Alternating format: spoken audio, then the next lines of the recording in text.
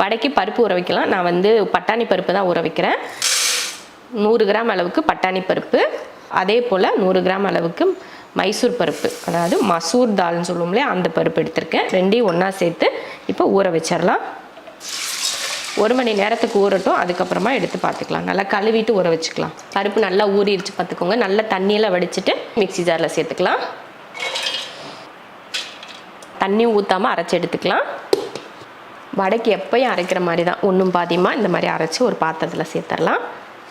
அது கூடவே பார்த்திங்கன்னா சோம்பு ஒரு 1/2 ஸ்பூன் சேர்த்துக்கலாம். பெருங்காயத்தூள், 1 டேபிள் ஸ்பூன் அளவுக்கு பச்சரிசி மாவு, தேவையான உப்பு.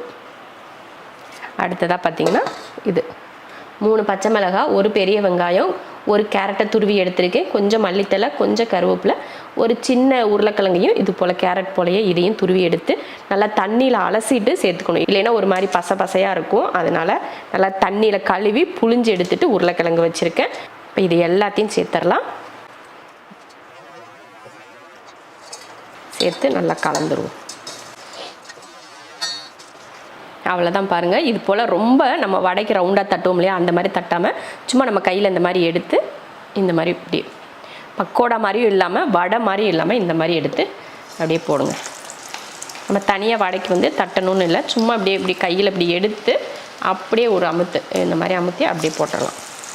இதில் கேரட்டு, உருளைக்கிழங்கு இதெல்லாம் போட்டிருக்கிறதுனால நம்ம ரொம்ப அமுத்தி போட்டோம்னாலும் உள்ளே இருக்க அந்த காயெல்லாம் வேகாமல் போயிடும். அதனால் இந்த மாதிரி போட்டிங்கன்னா நல்லா வேகும். டேஸ்ட் வந்து ரொம்ப நல்லாயிருக்கும் இந்த மாதிரி வடை செய்கிறது.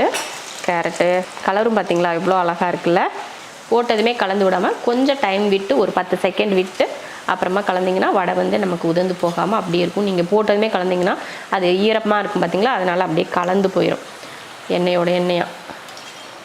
அப்புறமா நம்ம வந்து வடிகட்டி தான் இப்படி எடுக்கணும். அதனால் ஒரு 10 செகண்ட் விட்டு அதுக்கப்புறமா அதுக்கப்புறமா திருப்பி போடணும். நல்ல கலர் பாருங்கள், அருமையான ஒரு கலர் வந்துடுச்சு. இப்போ எடுத்துடலாம். அவ்வளோதான், எடுத்து மாற்றி வச்சிடலாம். மீதி இருக்கிற வடையும் இதே போல் போட்டு எடுத்துக்கலாம். அருமையாக இருக்கும். இது ஒரு டீ வச்சு காலையில் சாயங்காலம் இந்த மாதிரி ஏதாவது ஒரு டைமில் டீ வச்சு, இல்லைன்னா நம்ம வீட்டுக்கு யாருனா வந்தாங்கன்னா அந்த மாதிரிலாம் வச்சு செஞ்சு கொடுத்தா டேஸ்ட் ரொம்ப நல்லாயிருக்கும், டிஃப்ரெண்ட்டாக இருக்கும். வடை பார்த்திங்கன்னா அருமையாக ரெடி ஆயிடுச்சு. பார்க்குறதுக்கு நல்ல கலர் வந்து நல்ல கோல்டன் கலராக ரொம்ப நல்லாயிருக்கு பாருங்கள். இது மாதிரி நம்ம ரொம்ப வடை மாதிரி நல்லா அழுத்தி தட்டி போட்டோம்னா உள்ளே இருக்கிற காய்கள்லாம் வேகாதுன்றதுனால நம்ம லைட்டாக லேசாக ப்ரெஸ் பண்ணி போட்டோம். ரொம்ப நல்லாயிருக்கும் பாருங்க, எப்படி மொறு மொறுன்னு இருக்குது.